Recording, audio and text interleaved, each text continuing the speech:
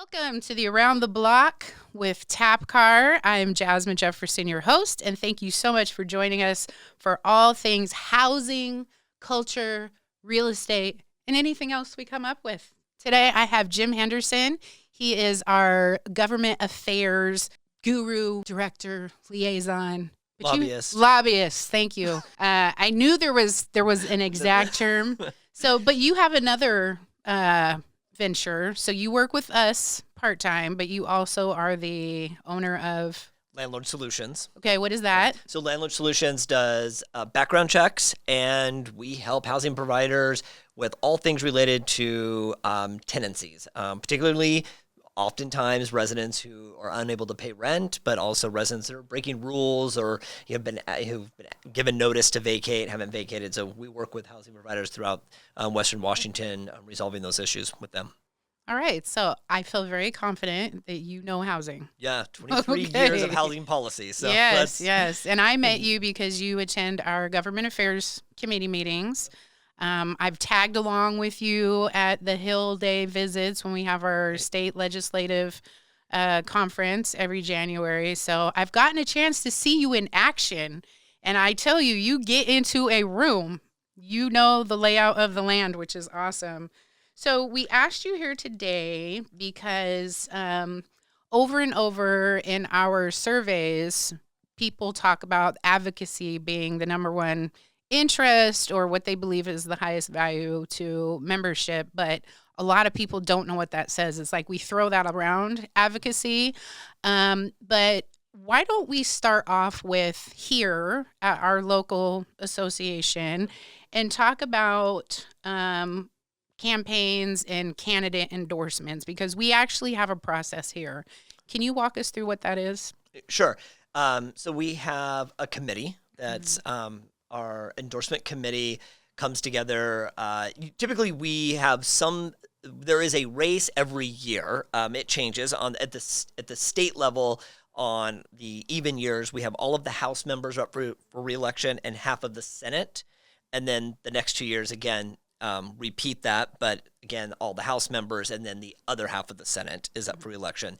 But in the odd years, then what we have local races. So we'll have cities and we'll have counties are the two largest races that we focus on and that we weigh in on with our endorsement. And then, those endorsements on the state level, we're actually making a recommendation to Washington Realtors, correct? That's right. Okay. Yeah. So we form a committee. The committee members then go through training. What kind of training?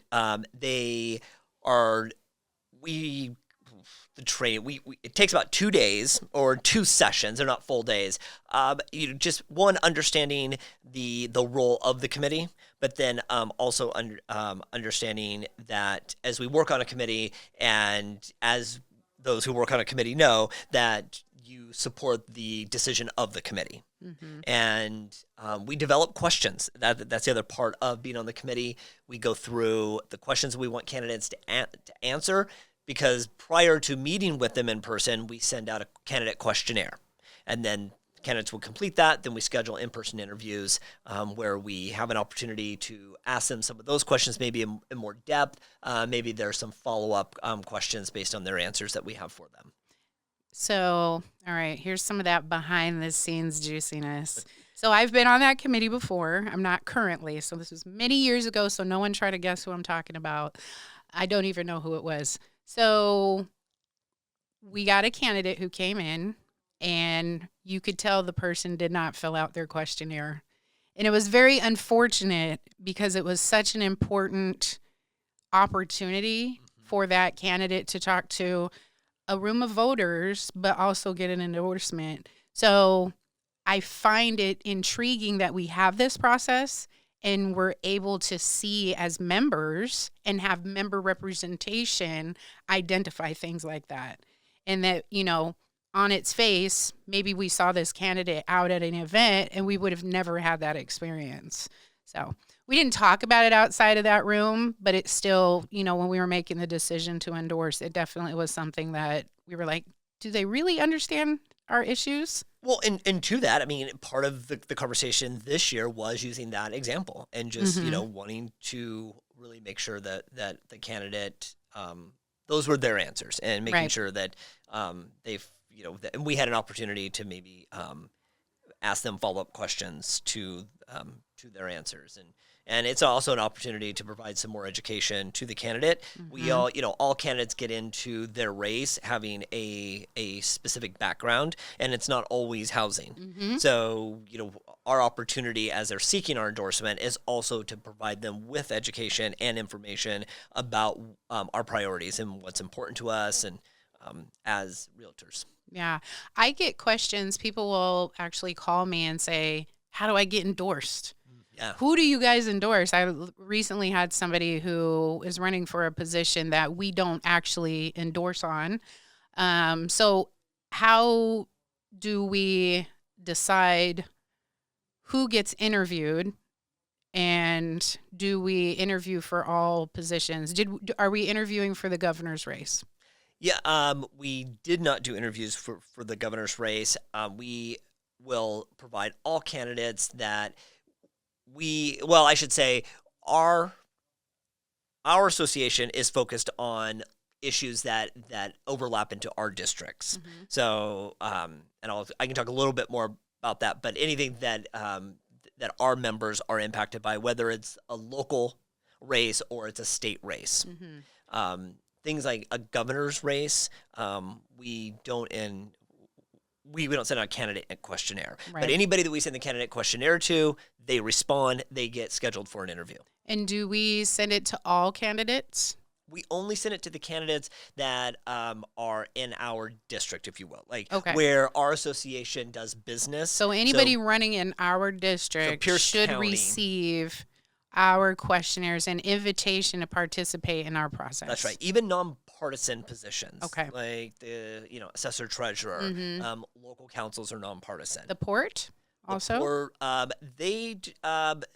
we haven't weighed in on those races. Okay. But that's a good question. But no. Okay. Always very interesting. Yeah. So what would you say is the number one reason a candidate should seek our endorsement? Well, of course, we are the largest PAC in the state.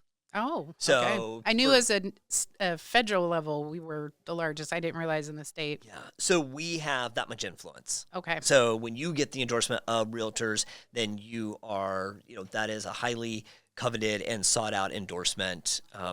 And also because housing is such a huge issue in our state, from, all types of housing. This is probably, this is one of the top problems that our state has been working to solve and to improve since I've been down in Olympia for the last 5 years. Right. It gets a lot of attention and it gets a lot of funding. So we are looked at by the legislature as professionals who and advocates for solutions, and to work with the legislature on all levels to find policies that will improve or achieve some new goal.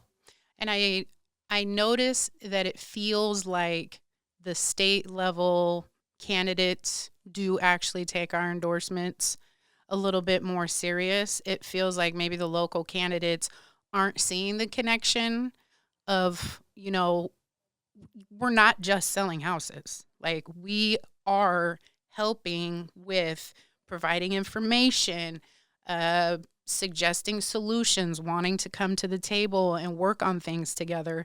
And I think that's a missed opportunity for local candidates. So if you are a local candidate ever watching this, I think it take also us serious. I think it also speaks to us. And while we're out there in the community and we're doing community projects and we're working with other nonprofits, I think that one of the feedback that I've received from local electeds is, we know you're doing this, but you don't talk about yourselves enough doing that work.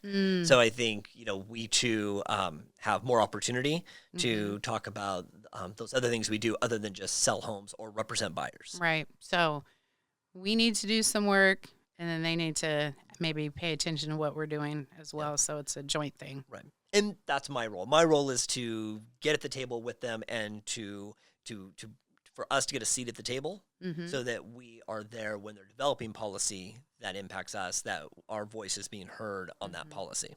So we have a government affairs committee here at the local level. At the state level, it's called legislative steering, but I want to talk about the local level. What I love about our government affairs committee is that we have a key contact program on the local level. And typically you see that at the federal level with the federal political coordinators and then the state key contacts. But all of our county representatives and city representatives technically have a liaison key contact person or opportunity for one. Can you talk a little bit more about that and what do the key contacts then come back and do? Sure. Yeah, it's a great program that we have.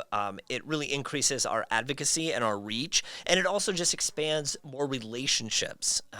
So just as you described it, we have members, and they have in where they live is they are the point person for their elected in any particular position, so that if they have any questions, that they reach out to our key contact, and that key contact's job is to just keep in touch with them. Right. They also monitor any council meetings as well, and then report back to the committee what they're hearing at council meetings, but then also any conversations or any meetings they had with their key contact. Right. What is policy priorities? So here at the local level, there's just so much to go on. I want to, take good care of our time, but ask you really great things. What is something locally here that we're paying attention to that's just like top of mind for everybody? Obviously housing, but something very specific, priority. Yeah, so we've got the comp plan is something that we're working on right now that's due by the end When of the you year. say comp plan, what is the entire name of the plan? So it's a comprehensive plan that every 10 years every county in the state has to update their comprehensive plan for all areas of growth and kind of county management. So our sector's housing, and so they're working on the comp plan will include where do we build density. Where we have the urban growth zones, and we have the GMA, the Growth Management Act. We have all these very complicated policies that kind of, if you will, intersect with where we can continue to expand our growth boundaries, and some of that has to do with infrastructure. So we can say, sure, go out here and build, but if we don't have the infrastructure, roads, sewer, then it makes building more expensive, and who's going to bring those services out that far? So that's part of the plan. Of course, we want to see growth in areas where our clients want to buy and where they want to live. The other thing that's top of mind is home in Tacoma. So it's a 3-phase plan. We're in phase 2 right now. That also is a plan to increase density. So simply it is take what was zoned a single-family lot, and now the city allows you to put more than one unit on that lot. There's more complexity to it, but the goal is to increase density throughout the city. Right. I think that in addition to that, it would be, we just had a big win with the health department.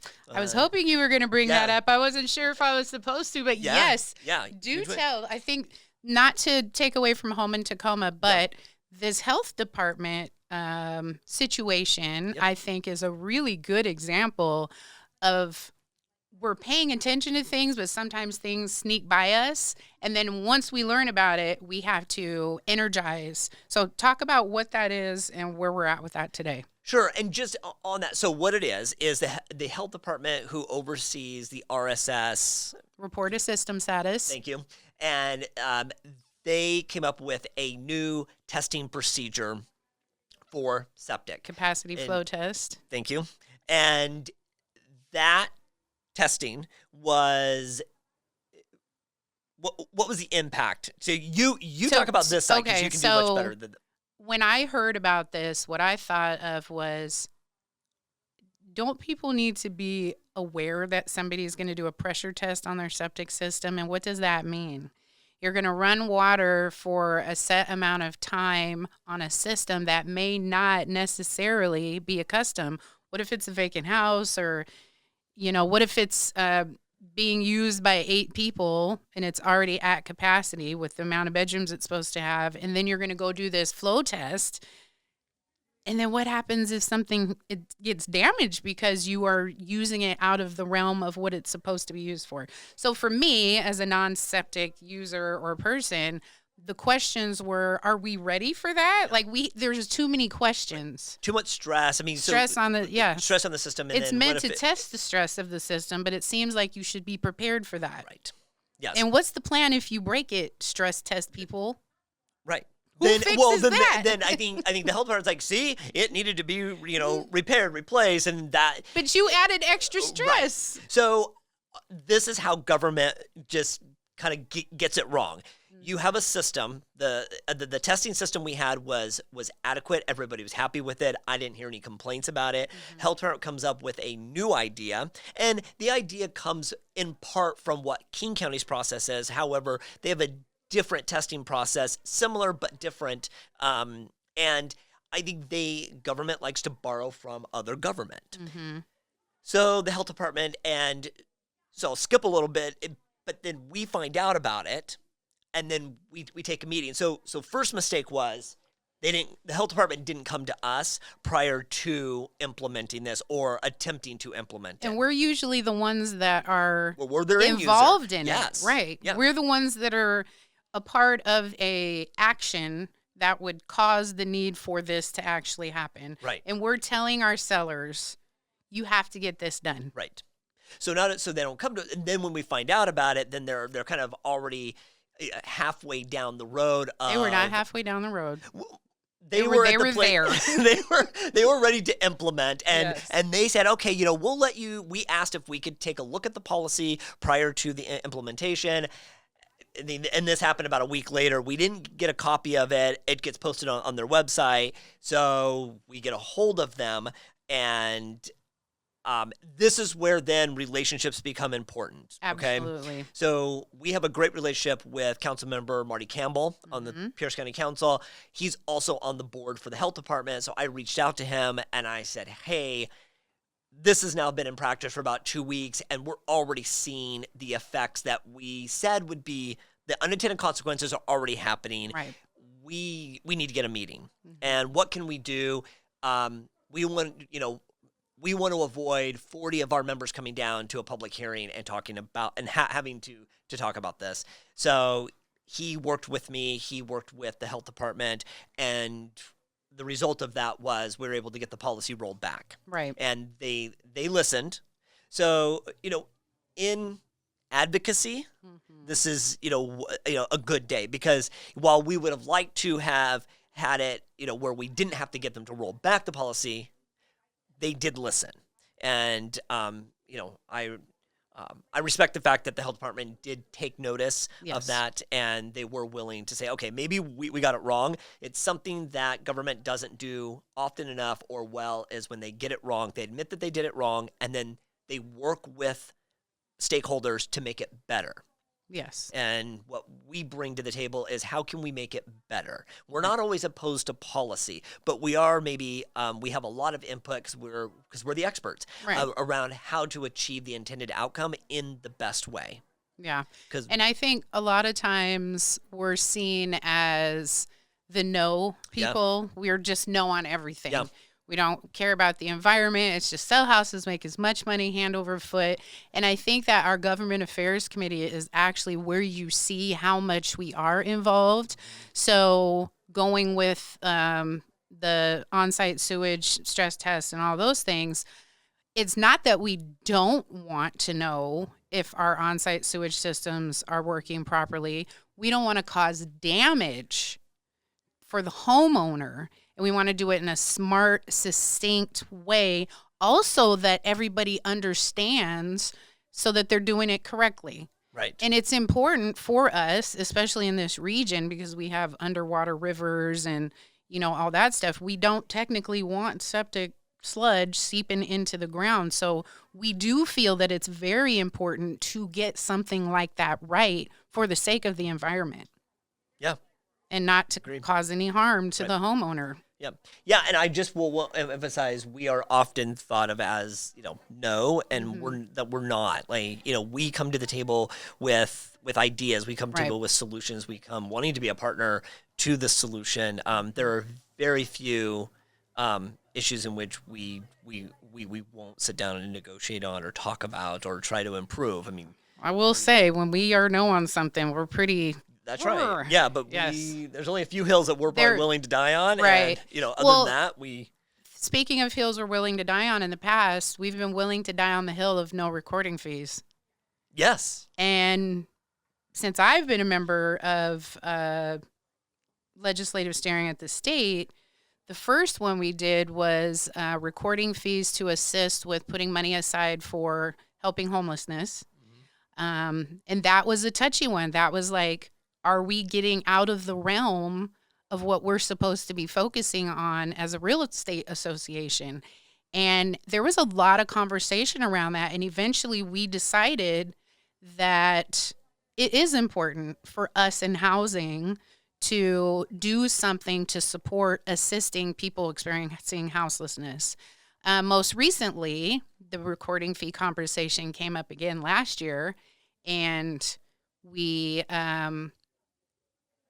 were able to work with legislators at the state, get an additional $100 recording fee, which to us, we always see that as about a barrier, something that's going to increase the cost of selling a home or buying a home. And with help from the Department of Commerce, we were able to support the Covenant Home Ownership Act, which is a first in the nation type of legislation that takes a look back historically at people who are from marginalized communities that were not allowed home ownership or, stopped from owning homes that lived in the state prior to 1968. And so I feel like that was another pivotal moment where we're so accustomed to we are not raising the recording fee that we actually had to stop, think about what we were saying no to, and make the right decision, because there's a fine balance between protecting homeowners' rights and also doing what's right for everybody.